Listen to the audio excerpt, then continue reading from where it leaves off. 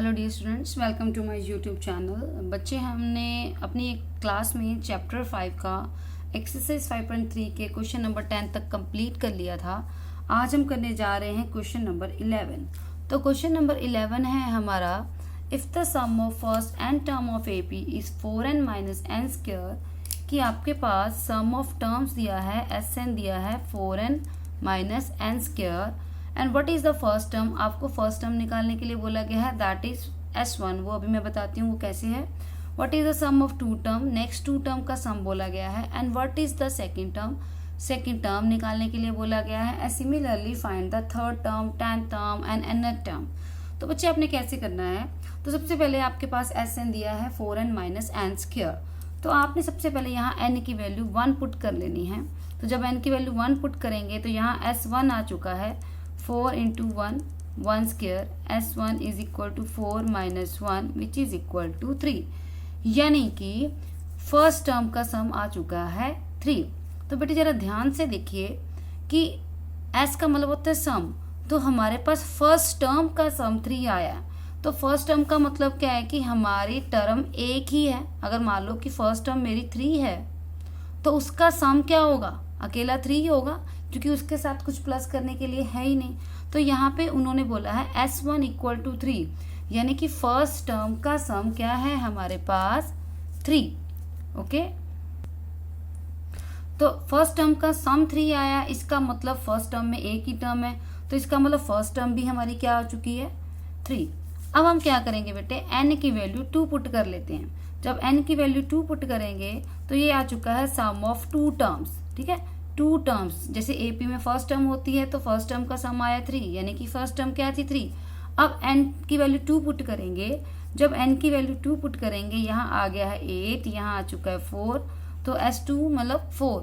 अब इसका मतलब क्या है कि दो टर्म का सम कितना आया 4, यानी कि first term plus second term का सम कितना आ चुका है 4। तो बेटे फर्स्ट टर्म तो वो आपकी निकल चुकी थी 3, तो यहाँ से हम निकाल लेंगे अपनी second term.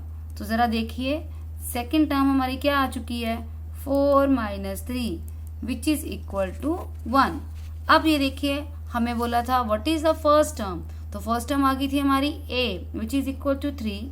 What is the sum of two term, यानी कि S2, तो S2 हमारे पास आ चुका था which is equal to 4। And what is the second term, second term यानी कि A2, तो A2 हमारे पास आ चुकी थी 1, यहाँ हमने निकाल लिया। अब उन्होंने बोला है what is the, similarly you have to find out the third term, fourth term, tenth term and nth term. तो थर्ड टर्म निकालने के लिए सबसे पहले हम AP बनाते हैं बेटे। तो AP बनाने के लिए हमारे पास क्या चाहिए, फर्स्ट टर्म चाहिए, तो फर्स्ट टर्म आ चुकी है 3। ओके, उसके बाद क्या चाहिए सेकेंड टर्म, तो सेकेंड टर्म हमारे पास आ चुकी है 1। ठीक है, अब AP बनाने में हमें A चाहिए, तो A आ चुका है 3। अब हमें चाहिए D, तो D कैसे निकालते हैं, सेकेंड टर्म में से हम क्या माइनस करते होते हैं, हम माइनस करते होते हैं फर्स्ट टर्म। तो ये लीजिए, सेकेंड टर्म में से जब हमने फर्स्ट टर्म माइनस की तो D आ चुका है हमारे पास -2। कितना आ चुका है -2। अब बच्चे जो मर्जी टर्म निकाल लीजिए, जैसे उन्होंने हमें बोला है थर्ड टर्म निकालिए, तो यानी कि A3 निकालिए। तो A3 को कैसे लिख सकते हैं, A प्लस 2D।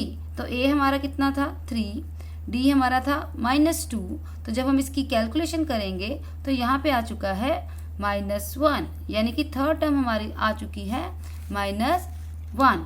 अब उन्होंने बोला है टेंथ टर्म निकालिए, तो टेंथ टर्म कैसे निकालेंगे, वो होता है A प्लस 9D। तो A हमारे पास बच्चे कितना है 3 और D हमारे पास कितना है -2। तो हम क्या करेंगे, 9 to the 18 plus minus minus, sign always come of bigger value. तो टेंथ टर्म हमारी आ चुकी है -15। अब उन्होंने हमें बोला है एक चीज़ और निकालने का बोला है nth टर्म। तो nth टर्म का मतलब क्या है, an का फार्मूला क्या होता है a plus n minus 1d।